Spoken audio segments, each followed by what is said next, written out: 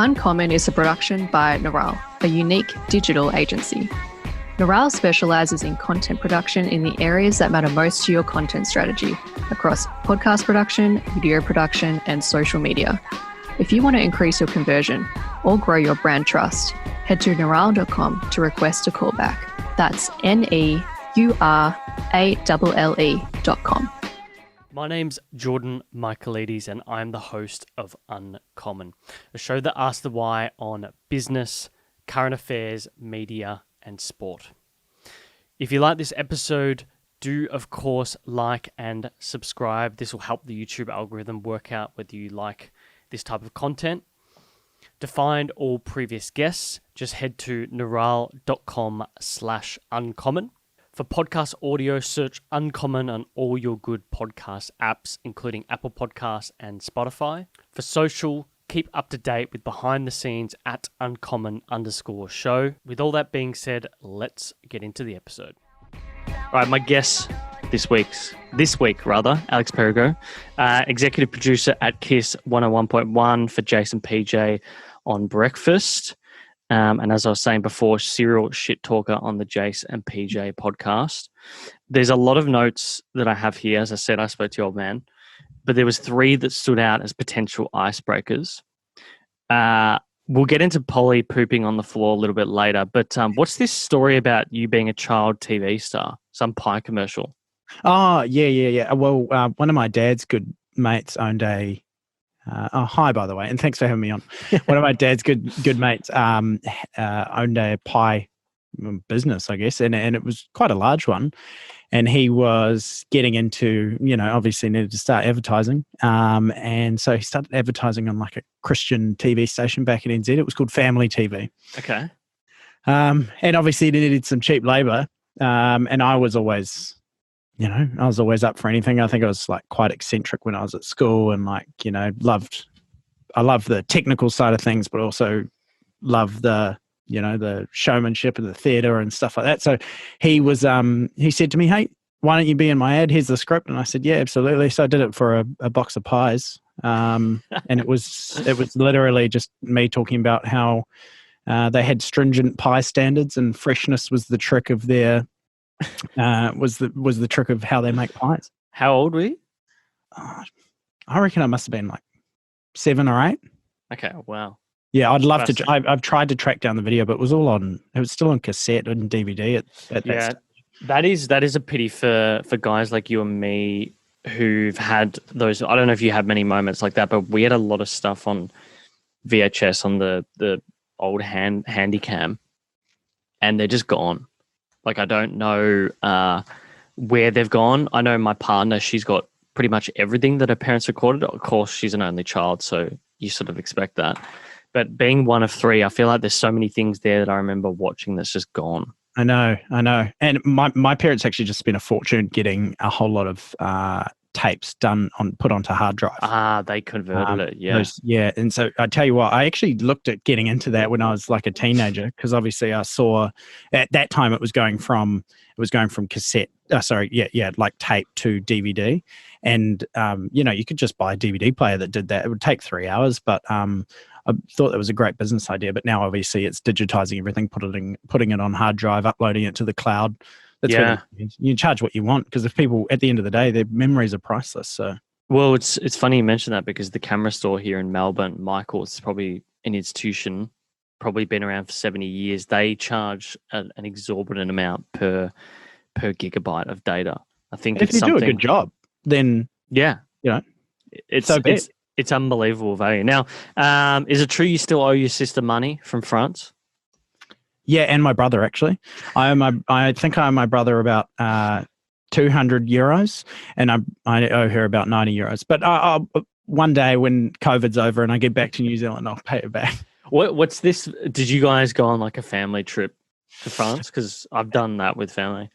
No, my brother and sister were living in France at that stage, and this was last winter. I went over to the European suburb for a mate's wedding, and then went and spent a week with them. So I owe my brother for the Airbnb, and I think I owe her just for going out and buying drinks. Okay. because I thought it was some holiday with the Griswolds type setup.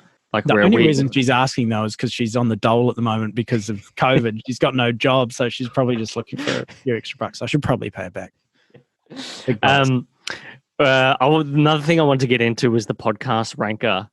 And old mate's tirade against it, but maybe we'll get into that off air. I was more intrigued to get into sort of you growing up in Auckland, so Northern Auckland, Gulf Harbour, I believe. Mm-hmm.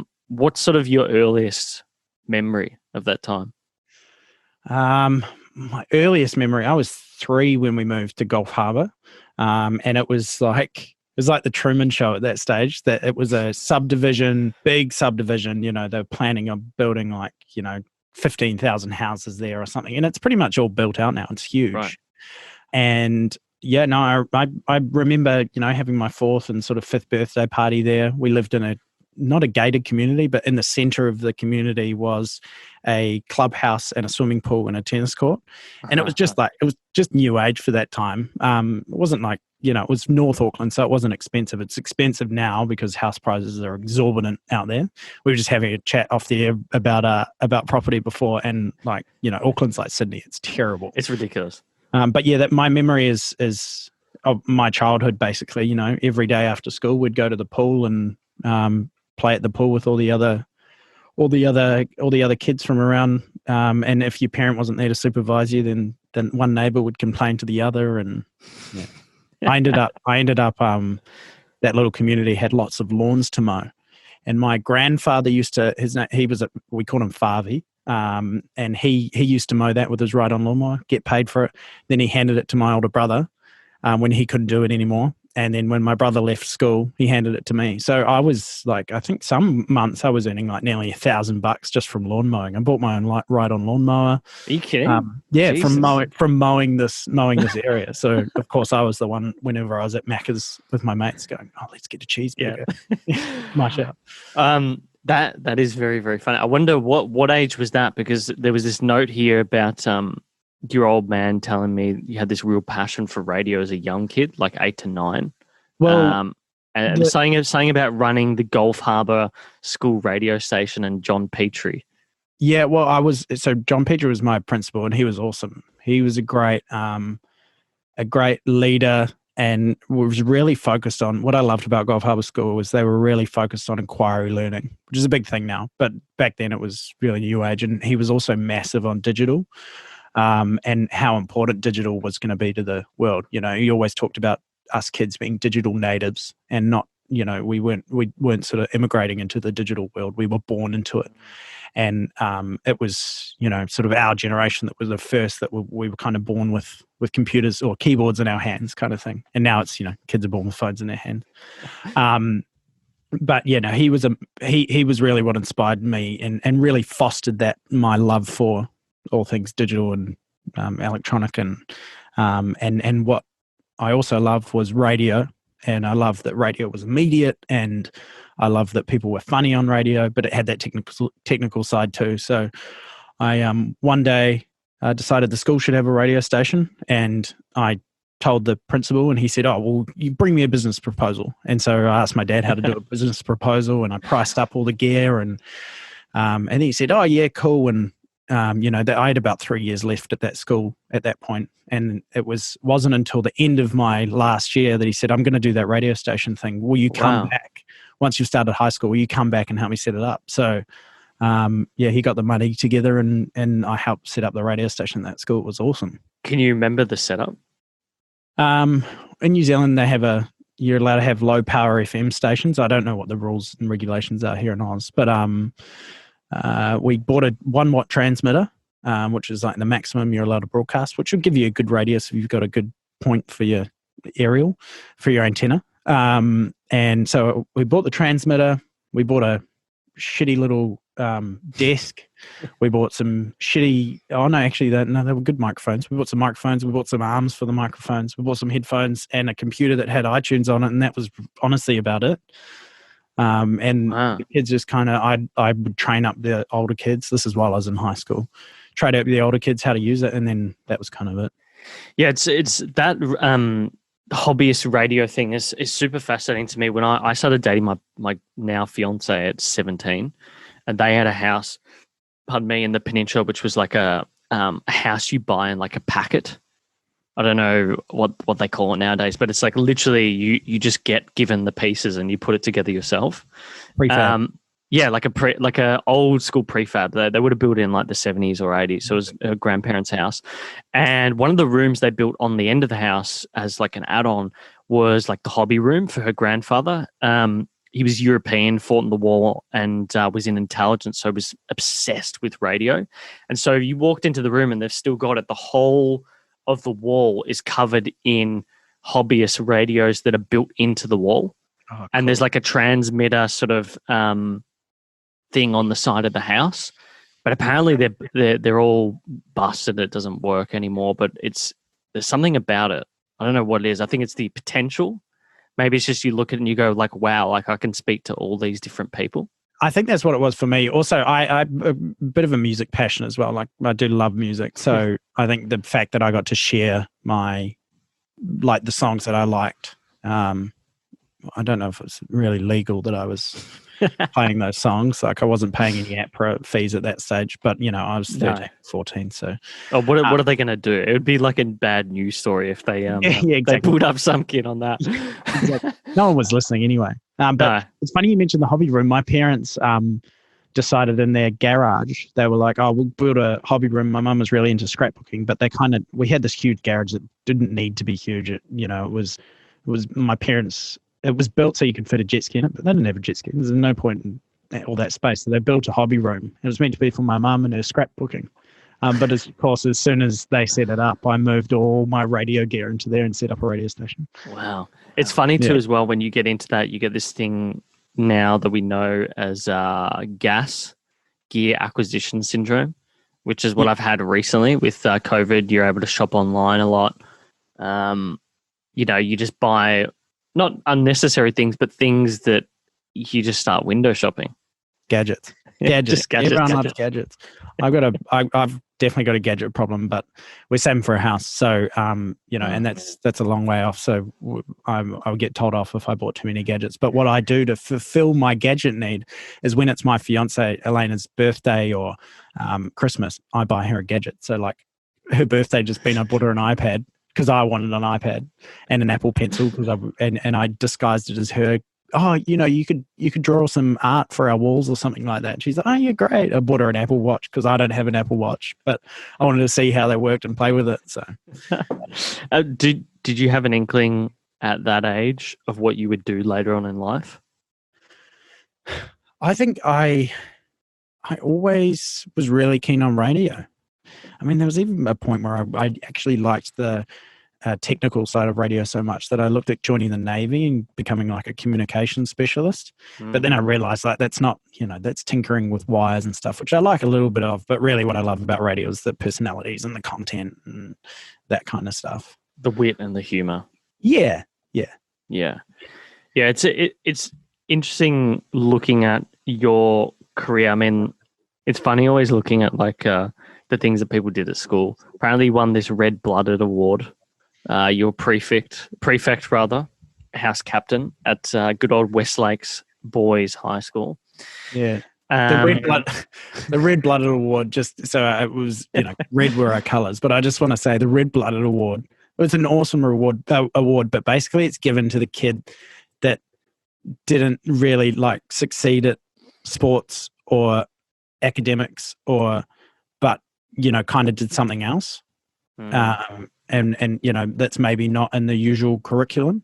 So it definitely wasn't like I wasn't Ducks of the School or anything like that. It was like like the Community Service Award, which I won once as well, by the way. Yeah. You're the guy that was sort of like the heart and soul of the club, as they say in football.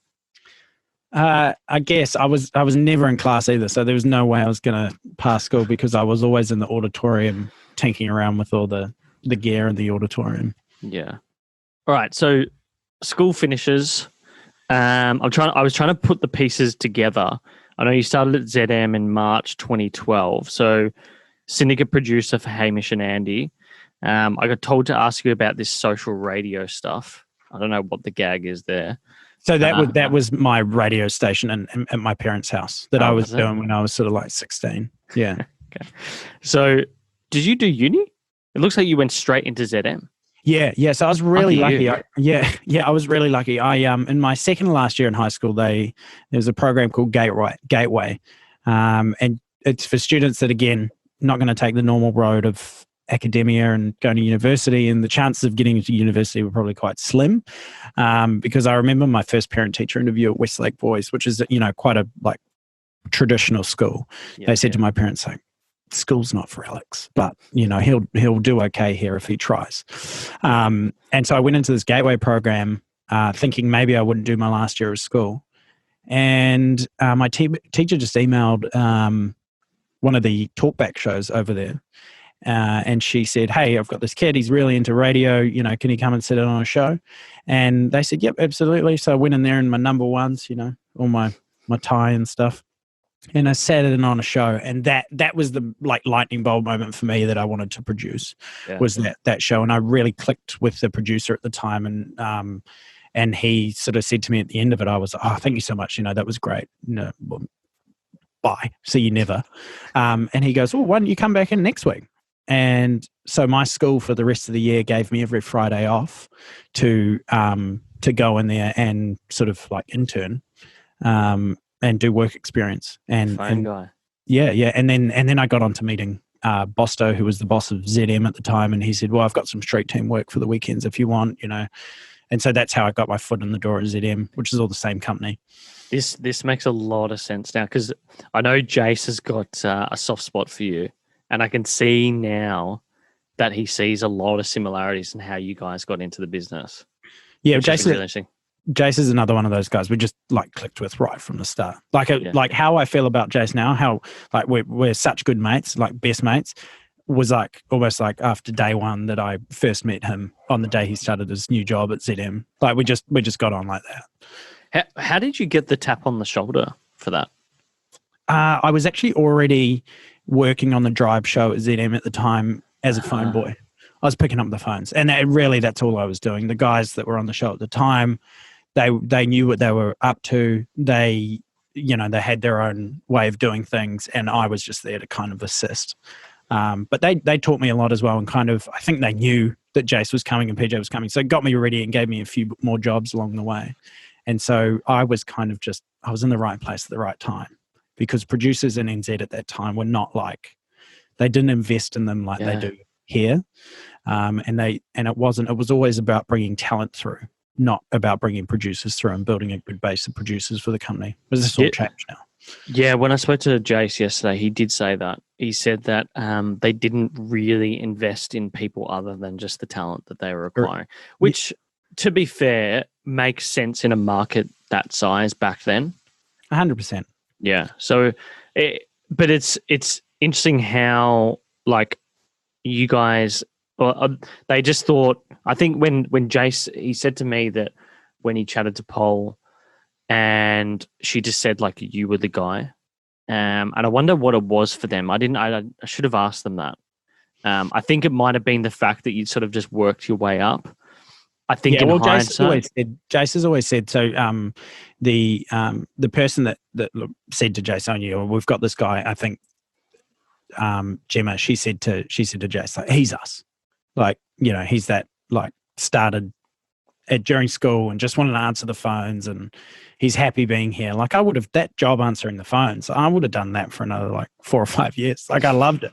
I thought it was awesome. To me, it was like a gold rush. I was so stoked getting that job. Not that I was getting a pay rise or anything. I was just, I was working on a new show. It was so exciting. Yeah, it's the opportunity, and they know that when they first give you that as well. Just it's the excitement of the new opportunity as well. So they're like, "Oh, well, he's not going to ask for a pay rise," but eventually you start to build up your repertoire and now as a producer. And I guess one of the things we get a lot is they want to get a grip on how did you sort of compare your life, like, at that point in time. And I just sort of think back to my own self, like, as a junior, you don't really like you have like grand ideas as to what you want to do, but that changes dramatically on a monthly basis, and that cadence increases as you get older as well. So I guess I was just curious at that stage for people like that, how would you think in hindsight about measuring your life? Is it as simple as ensuring that you're constantly learning and you're tired from the job because you're constantly learning, or is it something else? Do you mean back then? Yeah, just as a junior starting out when you were first at ZM. In all honesty, like I would love to say something profound like learning or that kind of thing, but I was just having so much fun. Of course, I wanted to just keep working my way up the ladder and get better. But yeah, I think learning was part of having fun. And I always said, and I still do, like, why would I want to do a job where I wasn't having fun? That's why I'm so lucky to like do the job that I do, because I do have so much fun doing it. There's shit days like any job. But yeah, I think particularly when I was younger, I was just having such a ball. I was working with my mates and they were teaching me things, and I would go home and I'd have mates that weren't in radio and they would be doing apprenticeships. And I just thought I was the luckiest guy ever. Yeah, I think that point of fun is key though. I think something fun is learning as well. It's different for everyone, but that sense of that energy that you can get from a job, that was sort of like the marker for me. If I felt like it was a grind, then it was probably time to move on. Yeah, and I think if it is a grind, I wasn't having fun, I probably wouldn't apply myself in the same way. Therefore wouldn't make the steps or strides in the job that I would be if I was having fun. Like it becomes part of you. People start to notice it, I think. For sure. Yeah. Drive on ZM. So I think you had 2 years there with Jase PJ. Is that right? 3 years. 3. Yeah. What's sort of the best and worst insight from that period that you took to Melbourne? Do you mean the job, or do you mean? I think I'm talking about the craft of radio in particular. New Zealand is so loose, and Australia's what I found always sort of. I'm not saying this is like now, but when the outside looking in, I always found Australia to be a lot tighter, in the sense of radio, a lot more schmick and polished, and I mean. You can't say certain things. Yeah, well, they pay the talent $5 million, for certain talent. Where in NZ, the like highest paid person was getting 100K or whatever, So like comparatively, but they were there because they loved the job and they were having fun. I definitely noticed I think for us being able to find that balance between the two of like a bit of looseness while also elevating the show to a new level, was something that myself and I think Jase PJ. It's really try and get right. It's hard because I don't often. I mean, I'm very grateful for my time at ZM and all the stuff I learned, but I don't look back too much. I don't reflect. Maybe I should do that more. I don't know if that's something that, Yeah, I mean, it sort of seems like. I've interviewed Polly, Jase, and yourself now, and I get a sense that New Zealand can be a real, not so much a stomping ground is not the right word. It's sort of like a place to really grind down the edges on repertoire, content, the processes that you're going through on a daily basis. Because like you said, things aren't as schmick, or maybe there isn't as much at stake, whatever it may be. It sort of gives you an environment where you can be just that little bit more creative that allows you to find out where the edges are, if that makes sense. Yeah. And I think Jase really brought something to NZ, which, people might disagree with me saying this, but I think Jase brought, I think drive time in that particular time in New Zealand radio was, perhaps they were sitting on their laurels a little bit lazy. And Jase brought that slickness and that amazing creativity into New Zealand, which I don't think drive time radio had seen for a while. Not while I'd been at ZM anyway, which was 4 years by that stage. So I think he I think he's got a lot, and there's some great shows over there now. I think honestly he has a lot to do with that and to kind of stoking the fire a little bit, so to speak. Yeah, I would agree with that. I think Jase was a guy that is a guy that is very passionate, and he's lucky that, like, I think about it. I listened to Jase on the radio as a teenager, when he was known as Labby, right? Like he was on with Kyle and Jackie O, and Kyle and Jackie O probably next to you guys are the biggest personalities, I would say, on radio, at least in Australia at the moment. But Kyle and Jackie O have consistently been there for at least a decade. Yeah, like I know them from since I was about 13. Oh, so mate, I knew them pre my radio passion in NZ. Like that show's a monster. It's mammoth. Yeah, and, so and famous around the world. So you can see how there would be I know there were things imparted on Jase, but Jase has sort of changed. Jase has added his own flair to what he learned from Kyle, I think. 100%. We joke with Jase about going to the school of Kyle Sandilands radio, but no, 100%. I couldn't agree with you more. Jase has done it his own way, and he's probably grabbed the things he really loved and the things he didn't like about working on that show, and made it his own. He definitely deserves full credit for that. If you you've been working with those two now for quite some time, I don't know what it is about them. I got to say, it's the only show every day where I'm sitting here at my desk and my partner Lauren's sitting on her desk. We work in the same business. We will listen to Jase PJ like religiously every day. Not live on radio. We'll listen back on the podcast because I think the podcast preamble is just fucking hilarious. And it's the only show where I've thought I'm going to listen to the whole thing, just going back to radio. The only other instance I can think of is I watched the snippets of Kyle and Jackie O on Instagram and TikTok and whatnot. So that to me is really interesting because I'm quite a skeptical person. I'm the same. You've got to earn my love for whatever you do. If someone recommends a movie to me, I want it like. I'm not just going to watch that movie because you tell me it's good. I'll watch the reviews and check it all out. Decide for myself. Yeah. And I just wonder what it is that you've learnt from those two guys over the years, and what do you think it is? Because you're sort of there at the coalface with them. What do you think it is that people get from Jase PJ?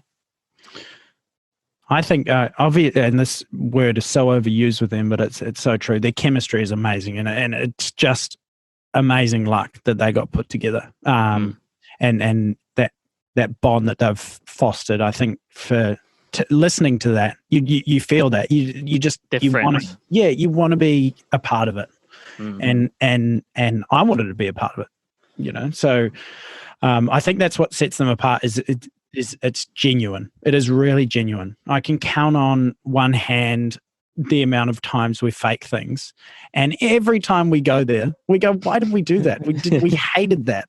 We hated faking it, and people laugh at them all the time for doing things like the marathon and stuff. Like, you idiots, surely you could just jump away and have a kip while you see you're going to have a shower, but like that's not them. And I think it's them being so genuine, and it's the chemistry between them that really draws people in, and you feel like you're listening to an honest show. It doesn't feel like it because I don't like being hoodwinked. I don't like being made a fool out of.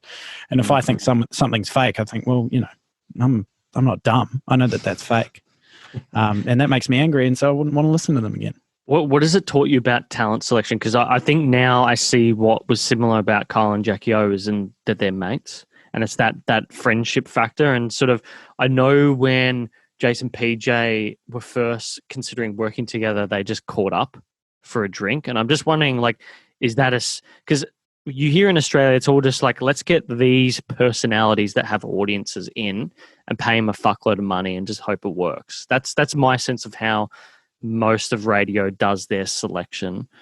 I can get a sense that it's sort of different at ARN, because they're not going sort of for quantity. They seem to be going for quality. Like even on Gold, I've noticed that Jack and what's his name? I always fucking forget. Christian. Yeah, I know Jack. Yeah, great chemistry. Same thing. And head of content at ARN, the national content director, he's a big champion of that. And I think that was what drew him to Jase PJ was the chemistry and that genuine friendship. And you look at across ARN's stable shows, it's good content and chemistry.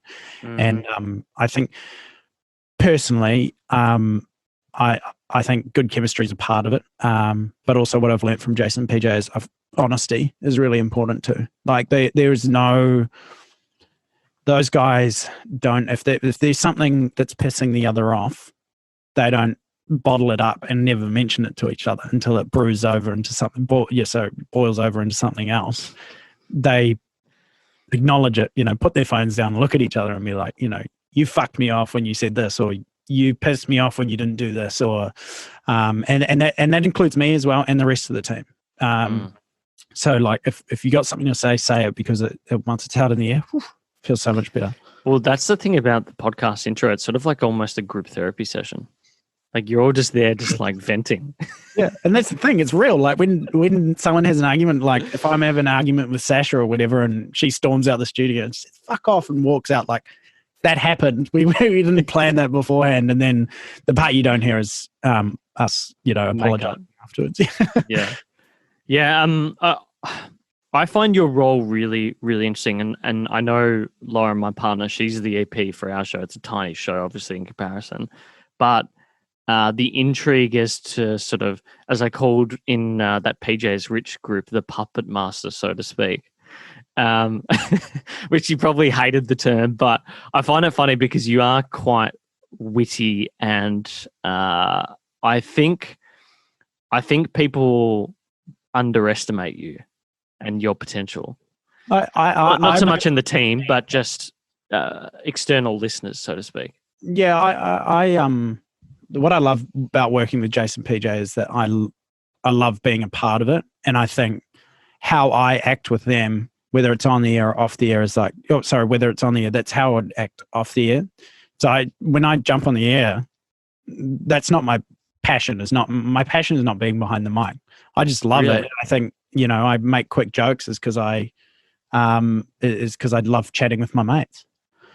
Interesting. Because I've got no desire to have my own radio show or anything like that. And that was right from when I got offered that street teamer job. My boss said, we can work together on training you up to do some weekend shifts. And I said, like, I might be shooting myself in the foot, but that's not what I want to do. Thank you, but I'd rather learn what you do. Why is that, do you think? Like, what component of it? Because you seem like an extroverted guy. Is it something in particular about being behind? It's definitely, I definitely am. I'm split down the middle, introvert, extrovert. I don't know if there's a word for that. Ambivert. But ambivert. It's like ambidextrous, right? Same thing. Yeah. God, you're like a thesaurus sometimes. Well, I listen to your podcast. I'm like, where did you get that word from? What were we talking about again? Your preference to being behind the mic as opposed to on it. Yeah. I don't know. I think Jase PJ it just solidified the fact with me is the joy I feel when I compare like me making a funny joke on the air with Jase PJ to watching them make a funny joke. I'm like way happier watching going, oh, that break went amazing. Not me going, I got the kicker. But you do get a bit but it's good because as an EP and the way that they've involved you on the show and the way they involve the whole team, you still are able to touch on that part of your personality that does enjoy that. Yeah. You're right. I'm not going to say like, oh, I don't like being on the radio at all. It's just, it's not my passion. What I enjoy is, sometimes whispering in Jase or PJ's ear something about the other during a break and then them dropping out and then like, that cracks me up. Yeah. Not me necessarily going in there and chiming in. That's what it is about you. One of the best accelerants on the show, and particularly in the podcast, is like when you drop just some sort of not shit posting, but you're shit talking something in the podcast. It's just like one word and it just fires people up. It's sort of like you're both devil and angel on the shoulder. Yeah. And that's purely just from time of being with them. And I know what their buttons are and I know what their triggers are. And so I'm able to assist Jase, like, or assist PJ. Like we mostly most breaks, we have a sort of conversation about, not how it's going to end, but where it might go. I'm sort of like that second opinion, or have you thought about this? And usually they have, because they're both so onto it. But it is great that we all three of us know each other so well. Yeah. Well, when you think about your role, I don't know if you see yourself as the quarterback. I'm trying to see how it fits into a sport analogy. I don't know why, but I can see the talent. I know both Jase and PJ are very involved in creation. I know you guys each night will be ideating on whatever fucking thing that is going on in the show during the week or whatever. But I guess from Lauren's perspective, she was really intrigued to see how you view your role and how that permeates over a weekly or monthly basis. Like, you know, you said before about having these principles. So the show's about honesty and two good mates having a laugh, essentially. So you've got those two things going on, and you know principally that the show has to align with that. And you know after a show during a week or whatever, you'd probably cover and say, geez, that show missed the mark or it didn't or whatever. Well, hopefully we don't get to that point, because hopefully we're honest enough to go after that first shit show. Yes. We have time to turn the car around and get back on track. You know what I mean? Like, and that's where the honesty comes in. I think if we were 3 shows in and we were having shit shows to make the week shit, then we failed on that first rule of being honest with each other. Yeah, but I think you guys already do that anyway. I think it's pretty obvious based on the interviews we've had that is just part of your process on a daily or weekly basis. But how are you thinking about the longevity of the program and the team? Because so right now, Lauren's got an audio producer, and that's it. She's essentially got like an associate producer, and over the next year, permitting COVID isn't hanging around for that period of time. Fingers crossed. Fingers crossed. We want to hire more producers to sort of take over day-to-day stuff, and so she can sort of think about you things. Offer me a job right now? Is this what's happening? So how are you like thinking about the gaps you need to fill in a team and how that fits into the overall push of the show over a year? I think if we're talking about sport analogies, go back a little bit, I probably don't see myself as a player as much as maybe a referee or a linesman. And what I love about our team is the people that we've got in our team are all, and this is not me kissing their ass, so if they go back and listen to this, they think I'm amazing, but they're all really great at what they do and the particular things that they do. You know, I will list them off. Veggie Boy is an incredible imaging producer and audio engineer. And he's got an amazing ability to turn things around really quickly, and he knows the show. Franco, our video guy, same thing. You know, incredible nous for knowing the comedy and knowing the show, and he sends videos to me to approve, and very rare now like I ever have an adjustment to make, because he's just like, he just knows the show and he expands and does different things. And Tona Roddy, you know, another audio producer, she's amazing also at knowing the show. And, you know, she's got to cut up the show and put it into a night show. And that can be really damaging sometimes if you've got someone cutting up a show to take all the Melbourne references out so it sounds national. And you could completely remove the soul of the show by doing things like that. And she does an incredible job at that. You know, list goes on. Our producer's Narc, and our new guy, Hot Guy as well. He's great too. And he was hired for the reasons he's good.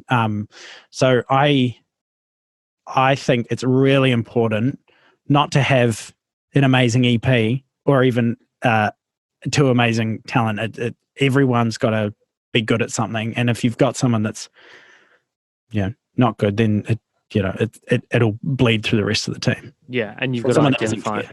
Yeah. It's a hard thing. I think she has to think about hiring specialists, and I guess the tough point for her as we get into hiring more people will be identifying the people who just get it. Yeah, and that's a hard thing to do. And 100%. And you can have all the skills in the world, or you could have hardly any skills. But if you get it, that is worth 1,000 skills. You know what I mean? Like you can teach the technical stuff. You can teach the the skills of chopping up audio or whatever, or making something sound a bit tighter. But if you don't get the show, like there's no point. Maybe you could learn the show, but some people never will. Yeah. I think it's really important. You got to be able to click with the talent. You get to be the talent, and also you got to click with the rest of the team. Yeah, it's funny you mentioned that, because I remember we had this whole deliberation over hiring our first producer, Jacob, and he didn't have some of the skills that we wanted on the video side of things. But then I got some people's opinions, and at the end of the day, he was a fan of the show and he reached out. And he was doing some work for free for us at the start. And I was just like, this guy gets it. Yeah, and exactly. And he probably has such a passion for it that he'll take the time to learn the videos, and that'll excite him. Yeah, exactly. Yeah, that's good. I think that's a good way for Lauren to think about it. I guess, when you mirror yourself onto leaders in the industry, there's the constant reference that Jase and PJ get to Hamish and Andy, but not a lot of people cover producers or highlight producers in the industry. Is there someone that you really respect from a craft side of things? I think because in NZ, the start of my career wasn't under that producer. I didn't really, I love producing, but I didn't see it as this sort of all-encompassing role that I'm kind of doing at the moment. I learned that, and I learned a lot of that from Jase. Yeah. And so I've again, it sounds like I'm kissing his ass, but Jase, I really look up to in the things that I've learned of him. And he's worked with, he's had all sorts of producers, and I've met his mates that were producers and stuff like that. And so I've been able to suck a lot off of those. That's the wrong word to use. Be able to draw a lot from those guys as well. Leech it from them. Yeah, leech. Yeah, that's a great one. But no, Jase, honestly, Jase and his craft I've really drawn from. But there's amazing producers out there which I've also watched, like Bruno Boucher, who worked on KJ. I sat in on his show, and it was almost like he just had perfect control of his team without needing to have control of them. Just and he trusted them, and they trusted him, and I really liked the way that show worked when I first sat in on that show. Jay said to me that you're pretty much written into his contract. That at least when it was coming over to KIIS, he was like, Alex has to come and be a part of this. Now I know that the brand of the business, Jase and PJ, obviously is broadcast on KIIS and part of ARN, but they've been very smart, and you guys have been very smart in making sure you own socials. And I know that Jase is passionate about the idea. I think he really likes what Rove did. And I guess from your perspective as someone who thinks, when you're daydreaming about the future, what do you think the brand of Jase and PJ, Caller 7, whatever this thing is, where do you think it goes in the longer term? I guess my answer to that would be I envisioned us. I knew the show was great, and I knew it was going to go a long way. Did I envision it at Melbourne Breakfast? No. So I would love the guys to have the success here that they want to have. And I think if they keep putting their best foot forward, which they've been doing for the last 3 years, that they will get to that point. The future of audio is, I think radio still has a massive part to play. Yeah. Especially when it comes to fostering talent and things like that. So I think they're in a great position to continue on what they're doing at the moment. I'm trying to give you a proper answer without just trying to sound diplomatic. Yeah. No, I understand what you're saying. Podcasting's huge, and they've already got a great base for that. But social's massive. But also, who knows what's around the corner? Like you and I having this conversation a year ago talking about TikTok, no one would have known what the fuck we were talking about. You know what I mean? Yeah. It's funny. It's wow. That in hindsight is very interesting. I was going to say that Yeah, the owning of the digital audience thing is important, but I definitely think that just reading pod news on a daily basis, that radio is not going anywhere. And I think that is probably because radios are very good at talent selection and marketing. And they've got that over, say, indie type, networks coming into the industry. Yeah. So I think with radio, like I mentioned earlier, radio's still got that immediacy to it. There's something about literally being able to chuck the microphone on and say what you want to say. And podcasting still doesn't have that immediacy. Yeah, I know we've got live streaming and stuff like that, but even then, you got to whip out your phone and it's not the default. No, exactly. Yeah, that's the thing. It's the default selection, I think, that radio still really has an advantage. Yeah. I want to get into COVID, wedding stuff, all that, because my partner and I are sort of in a similar situation. First thing for you though, what apart from the obvious things like family, what do you miss the most back from NZ? Australia and New Zealand are so similar. It really is at the moment, COVID's made it really hard. I miss my mates and my family. And I miss being able to make that trip over just for a weekend. But there so many people around the world are in that same situation. As for the lifestyle in New Zealand, I miss the summer being able to take a trip away to a beach or a mountain. You can go to the beach here, but it's Melbourne. Unless you're going out to the Great Ocean Road or whatever. And even then, there's just too many waves. Yeah. It's too cold. And then the mountains here are shit house. So, I miss being able to just 2 hours that way or 3 hours that way, and you've got both. Road tripping in New Zealand was awesome. I always remember Jase when he came over, we would do, because we were a network show. And so we'd have a bar promo, which is, just going to a pub and hosting a station promo in Hamilton, which is like an hour and a half away. And Jase is prepared to get on a flight to Hamilton. And no, man, we're driving. And he's like, what? So we're going to sit in the car and drive there? But yeah, I actually used to end up driving, and those two would sit in the back and do Jaeger bombs. It's a true story. But not Cafe Patron. It was Jaeger bombs that time. But Cafe Patron, we used to be on the trips that we would fly to a couple of the other cities, and before we would go out to, usually it was always a concert or a bar promo or something, the guys were emceeing. Once we'd done the show in that city, then we'd grab a Patron on the way back to the hotel room, have one shot each. One of us would spend $90 on this thing, and then the next morning, as we were so hungover, just the sight of it disgusted us. So we'd just leave it in the fridge. The amount of Patrons that we've left around New Zealand, and there's some very happy hotel cleaners. I should correct, motel cleaners. Motel cleaners. Yeah, we weren't staying in hotels. We were staying in motels. So you're in a similar situation to I think Jase mentioned to me, and I think I've heard it, that Sasha's in a similar situation. So your wedding was going to be in New Zealand, right?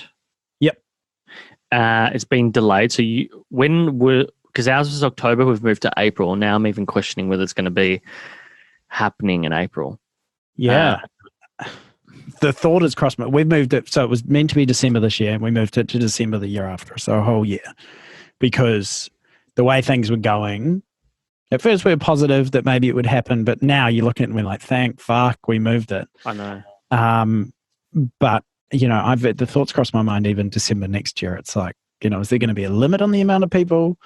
If we don't get a vaccine, who knows? We just could be living that COVID normal at that time. Sorry, I'm stressing you out here. I can see it in your face. We are not my partner was stoked that we didn't have to have the wedding in October because we could buy a new couch. We are not that overly obsessed with weddings. My frustration is that we've put in 50% of the venue cost. So that we have a split. It's nearly 50% for us, and then the other 50% is split between 4 parents, obviously. and they're primarily carrying their venue cost, right? And I think we're paid for half of it. And I'm just thinking in my head, they've got a minimum of 90 people. And I don't see 90 people being allowed to be in the same place April next year. And I just want them to acknowledge it and just say, look, if it's 20, 30 or 40, you can do that. And you only have to pay for that. That's what I want, because I don't want to wait anymore. Have you asked them that? Pardon? Have you asked them that? Not yet, but I think I need to raise it in the next month. I feel like these businesses have all had to adapt. And I think, for them, as long as they can, they get some revenue out of it. Well, that's the thing. I'm concerned about all the other suppliers we have. Like we've interviewed our celebrant who's been on the podcast, Shura Taft. He's had barely any hosting or celebrant work this year. The photographer, the videographer, they're all in sort of similar industries to ours, and I just want them to get some work and not having to constantly delay this because of a venue limit. So that's my biggest frustration at the moment, is just the waiting. Yeah. Like if I could, we would get eloped tomorrow. Where are you going to go? Yeah, but that's what I mean. Like, I mean, if we could fly up to Byron or something like that. Yeah. I don't think that we had planned for a honeymoon in Europe. I don't know if that is going to happen. That was the same as us. Like when we were having our wedding when we are having our wedding next year, was meant to be the time we were off and traveling. So everything's been, when you get to this age, kind of you have like your 5-year plans or whatever, everything's kind of been pushed. It feels like the pause button's been hit. But we had the same situation with all our vendors and stuff, and they were amazing. We were very lucky, but we ended up completely flipping our wedding on its head. It was going to be in one, and this relates to what I was talking about before. It was going to be by a mountain in the middle of the North Island in a town called Ohakuni. Okay. And my parents had an empty section there, and we were going to do our own thing, like our own sort of festival, if you will. And there were a whole lot of factors that factored us into not having it there. And now it's sort of like overlooking the water in Auckland at a venue, really? Different venue. Yeah. Wow. Yeah. So we just teared up the plan and started again. Is that on the harbour in Auckland? It is it's sort of just south of Auckland, but it overlooks the harbour. It'll be awesome. My fiance Elaine has done an amazing job, and she had done an amazing job in organising the first wedding, because it was like from the ground up. We were doing everything. Like, yes, we're organising caterers and stuff, but it was down to. It wasn't like one of those package deals like we're getting now. You got to do the crockery, the cutlery, the seating, absolutely everything. It's massive. So she did all this work. While it was amazing, it was for nothing, really. But I'm sure we'll have our own touches at this place. Look, I've come to realize that I don't know where you were going on the honeymoon, but we were going to go to Cyprus to see family on my side, and then Lauren's family is sort of from the Baltic area, and we're going to do that. But I can't. Such an exotic couple. I know. I can't see that really happening now. We really wanted to do that before we have kids, so I don't know what's going to happen. But we've sort of come to realize that maybe a honeymoon in New Zealand works if we're allowed to travel, say, by mid to late next year. That sounds sweet as, bro. That's pure New Zealand. If you were to choose a place or one or two places that would be nice to go to for a honeymoon in New Zealand, where would you go? I mean, if you want to be surrounded by Australians, go to Queenstown. Oh, fuck. But no, in all seriousness, though, that's all. You'd be lucky meeting a Kiwi in Queenstown. There's some amazing spots, and I guess it depends what you guys like to do. Like, do you want to go in the summer? Do you want to go in the winter? Because like two very different things. Do you like camper vanning? Or would you rather stay in a hotel? I think for Lauren in particular, every trip we normally do is adventurous, whether it's city-based, rural-based, whatever it may be. I think she just wants to chill somewhere warm. Yeah, cool. Well, North Island, Bay of Islands is beautiful. You will find if you're doing it in the summer, and let's be real, it's New Zealand. It's like It's like going to Melbourne in the winter for a warm holiday. It's not going to happen. But if you go that like January, February, March sort of timing, and north of Auckland, that's my favorite part of the country. A lot of people like the South Island. It's beautiful, and it will get hot down there too. But just north of Auckland, there's some amazing beaches. I'd send you a whole list if you want. Yeah, please. Bay of Islands. The Bay of Islands, magic, absolute magic. So if you got your diving certificate, otherwise you could do it while you're up there. That is beautiful. And whilst maybe that doesn't sound so relaxing, but it would be relaxing up there, and some good accommodation, and I think it would be fun. You know? Yeah, Airbnb. Do you guys have an idea of what you will do honeymoon wise? Will you hold out and wait to go to Europe later, or will you want to do something local? Yeah, my brother, his partner, and my nephew live in France, in Cannes. So we would have loved to have gone and visited them while doing Europe, but we just don't know. Europe, we'd love to do Europe together, because we've done Bali together, Japan together, Vietnam together, Hawaii together. The States don't. I mean, I'd love to go back to the States, but at this stage doesn't really interest me. Maybe I'll go back. We'll go back when we're like 40 and we need to go to Vegas because we need to live again or something. But Europe really appeals to the both of us, but it's expensive as well. Yeah, expensive, plus who the fuck knows what's going to happen. I think you're right. I think the whole thing about COVID is everything has just become play it by ear. Yeah. It's the pause button. It is the pause button at the moment. And I honestly thought that the travel bubble with New Zealand would be open by now. Like, I was in May going September at the latest. Like, I was talking to PJ about it. She's like, when do you think we're going to be able to head back? And I'm like, mate, September. And she's looking at me going, September? Like, almost with tears in her eyes. And I'm like September, like, that's me being conservative, but let's be real, it's not going to happen until this time next year. Yeah. And now here we are. Yeah, I know. All right, I want to jump into some rapid fire questions to finish things off. What does your morning and evening routine look like at the moment? My routine? Yeah. During work. So I wake up in the morning, alarm goes off about 4:15. I'm pretty much straight on my phone straight away, and I use that kind of to wake up. I hate just getting like straight out of bed. So I'd probably spend about 10 minutes on my phone, usually replying, because our content director here seems to send his emails at night. So I read over those, any PR emails I've had overnight that I need to get onto, or just anyone I haven't replied to from the day before, I'll do at that point. And then jump in the shower, and then I'm out of the door usually by sort of 1:45. You know what? It completely depends on how planned we are the day before. If we're super planned, I could be out of the door at 5:00, and we're in the show, and I'm in there at 10 past, because I live literally 5 minutes down the road. So my morning varies. I don't have that strict regiment, as long as I'm sort of in the studio by sort of 10 past 5. The guys don't get in until 5:30. But to be honest, that's completely changed. I used to be arriving at 4:30 before COVID. But just the way COVID has changed things, and we've had to change the way we plan. I was coming in at 5:30 because we're doing 4:30 because we're doing a lot more. I just realized these are meant to be quick fire, and I've just blabbered on and on. Sorry. That's like a constant theme. What about at night? What do you do at night? Like, are you exhausted? No, I get exhausted in the afternoon, and I have that slump sort of 2 p.m. to 4 p.m. But trying to do walks at the moment with Elena. She's like really big on that. Come on, let's do a walk for our mental health at the moment, because sitting inside is not doing any good.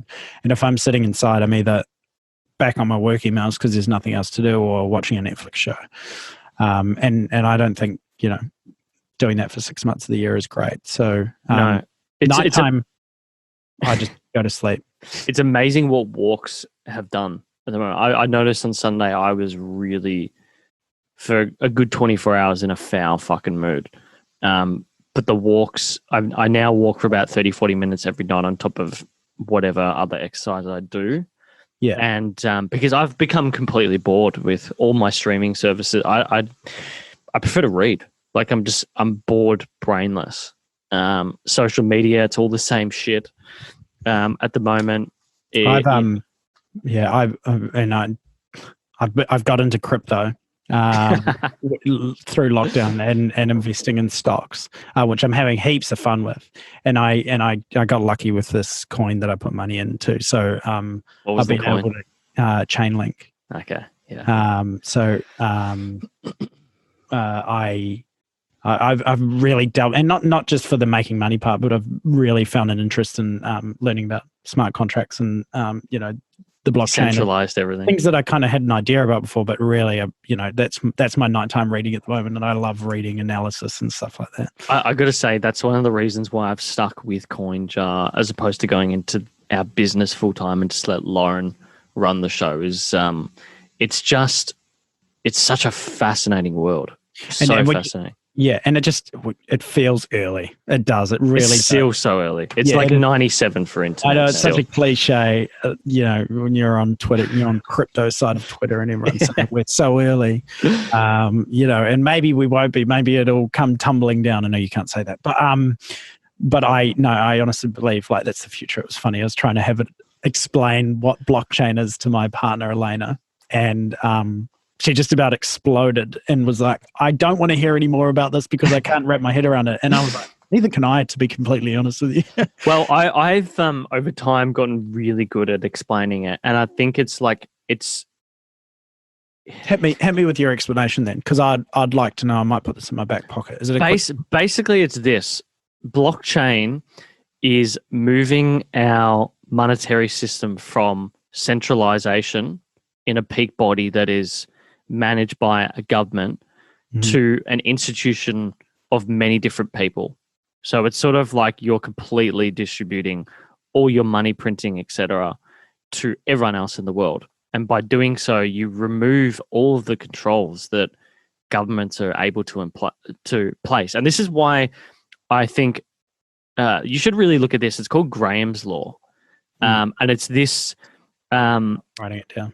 It's this theory that they've been able to study and show that it sort of studies why do superpowers become the dominant currency, or why does a dominant currency become that currency? And it's just basically down to network effects. It's like, why did we all use Facebook and Instagram back in the day? It's because other people used it. Yeah. And so that process... The fact that crypto, there is no barriers whatsoever. Like if you really, really think about it, I can't identify one barrier for someone like my parents or anyone in the world to access crypto. It's now pretty universally accessible. The barrier, I think, is people wrapping their heads around it, and I think what's been a disservice to crypto is, and as part of it, it's an effect of its decentralization is. Things like hacks and the mainstream media giving it a bad rap, basically saying you put your money in here, you lose your keys, your money is gone forever. But there are solutions to that will take time, and that's why it's such early days. Yeah. But that's the way I explain it. It's going from centralized to decentralized money printing. Yeah, and there's less controls, and therefore the best currency wins. It's no longer because we went from the pound sterling to USD as the gold standard in the globe, and that's because the US had the best guns as opposed to the Brits. That's literally it. Yeah, and they've held on to it. Yeah, and they've been able to hold on to it. But they've also been really smart. Like the way that the New York financial institutions have gotten involved in crypto, I think will become there, in the City of London will become the gold standard, and people will sort of carry on as they are. I just don't know how it will affect geopolitics. That's a whole other thing. We could talk about that for fucking hours. Maybe we should pick this chat up another time. I think we should. That's all the stuff I'm like really. That's what I've been using up my spare time with, apart from hanging out with the missus and working. I just love reading about that stuff because it is fascinating to me. Have you checked out Nuggets News? No. Okay, go look at Alex Saunders from Nuggets News. He's probably the best Australian commentator, former pharmacist who got really into financial commentary. and he's just all about education. He doesn't sell like trading courses. He just sells education around crypto. So he's a very interesting guy. CoinJet does a lot of work with him.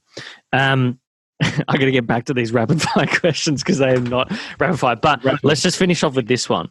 Yeah. If you had to pick one item, $200 or less, okay, and you could have bought it before, during this whole period, but it's helped you specifically during lockdown in particular, what would it be and why? I was going to say my cold storage wallet that I bought for all my coins, my ledger, but let's not get into crypto again. So something less than $200 that's been super helpful. Could be a subscription, could be a book, could be a device. You know what? I've been doing the keto diet for a bit with my partner, and I did a bit of reading, and I know some people agree with it, some people don't. But I as reading on like a Facebook group, it was like Keto Australia or something, and you get these keto sticks. They're about $7, and you piss on them, and it tells you whether you're in ketosis or not, and how many ketones are in your system. And I don't think it's super accurate, and there's people that say no, people say yes, but they helped me know when I was in ketosis and when I wasn't, and if I was starving myself or not, because there's like a starvation ketosis, which I didn't get to. But yeah, that helped me lose 6 kilos. So I was pretty happy with that $7. Yeah, that's a good investment. I think that is just a visual marker, even just like it's a motivator. It's a motivator. 100%. It's when and a diet, well, any diet, stuff like that, you have your slumps and you level out, your weight levels out. And I know diet culture is bad and all that, but it was a goal for me at that time, and I didn't feel great about myself, and sort of how I was feeling, not so much how I looked, but just how I was feeling. And I'd done keto before, kind of half-assed, and I felt good when I did it. So I was like, get back on it. And I've been able to, while I'm not doing ketosis anymore, it gave me a better, sort of my relationship with food was a lot better. I don't get as hungry as much anymore. And it also, I think the main thing with that is that it just puts you back in control. That's the biggest thing I find with like dieting. It's the perception and awareness of knowing what you can and can't eat. And every time you stop measuring it, you sort of bleed out on the edges in terms of what you're willing to, put into your diet. And I've done a similar thing in the last 6 months. I've been trying to lose weight. Yeah, you're looking good. Yeah, it's really, really good. Losing weight was a bonus. And like, yeah, I would love losing weight, and of course that's the main goal. But my skin was better and my hair was better. Yeah. Like and that was probably just because I purely, not even just the keto thing, I just wasn't eating so much shit. And it was the time of year as well. We were moving house, so we got into this period that we were moving house. We were always ordering Uber Eats and Deliveroo, and then when we moved, we just didn't stop doing that. It was like, another delivery, another order, because that's what we were doing. Yeah. And I'm a comfort eater as well, so it was bad. Yeah, I totally agree with that. I had this similar thing where I just I went from eating a bunch of stuff that I couldn't eat to I could eat this food now, and I just went way too hard. Like Bueno's every day. Bueno is like my fucking go-to. I love it. It's Kinder, right? Kinder Bueno. Kinder Bueno, yeah. That's another thing I miss about in New Zealand is that Uber Eats is pretty like piss poor. And they've got it, but the selection here in Melbourne and where I am in Abbotsford as well is just, you just order anything. And it shows up hot like 99% of the time, and like they don't stuff up your order.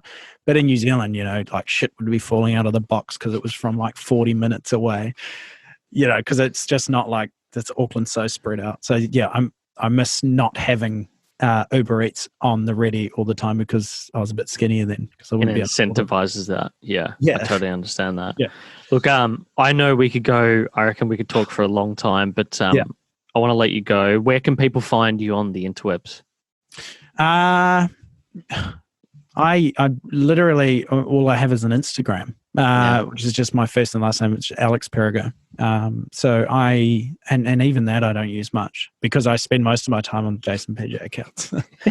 Yeah. I remember when you logged in at first, it was on Jase PJ on Zoom, which I thought was fucking hilarious. But yeah, I we'll link that. And if people want to reach out, I think PJ's Rich is always the best place to do so. If you want to flick me a message, DM me on Insta or just write on the PJ's Rich group, and I'm sure someone will approve the post. Yeah. Alex, mate, thank you so much for doing this, taking time in your day. And I was nervous, I'll be completely honest, because really?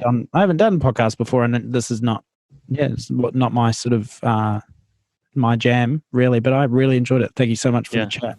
You need to get on a few more. But Alex, thanks so much. Hey, thank you. Thank you so much for watching Uncommon and this week's episode. If you like it, smash that like button. If you want to keep up to date with what we're doing, please do subscribe. We would love that. We'd love to build this audience that we're growing here of Uncommoners. If you want to keep up to date with audio, you can search for us on all of your good podcast apps. It's Uncommon or Uncommon Show will typically find us. For social, you want to see behind the scenes this amazing studio that I'm sitting in, just search at Uncommon_show. And everything will be there, including our weekly promos. But look, thanks so much for stopping by. Until next time, thanks for watching.